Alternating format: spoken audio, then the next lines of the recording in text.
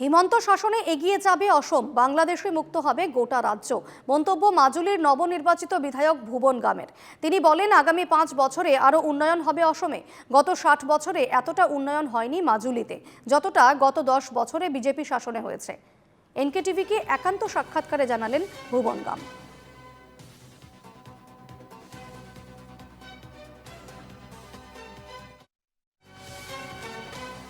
আগুৱাই লৈ যাবৰ কাৰণে আকৌ এবাৰ অসমৰ জনপ্ৰিয় মুখ্যমন্ত্ৰী ডাঙৰীয়াক আমি মুখ্যমন্ত্ৰী পাতিবলৈ সক্ষম হৈছোঁ। অসমখন যথেষ্ট আগুৱাই লৈ যাব পাৰিব।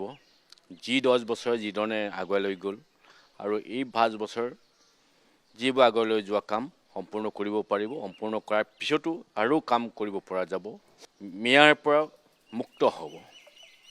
যি বাংলাদেশী মিয়াসকলে যিটো অসমখন প্ৰভাৱিত হৈছিল, ইয়াৰ পৰা মুক্ত হ'ব পাৰিব আৰু অসমখন আগুৱাই লৈ যাব পাৰিব।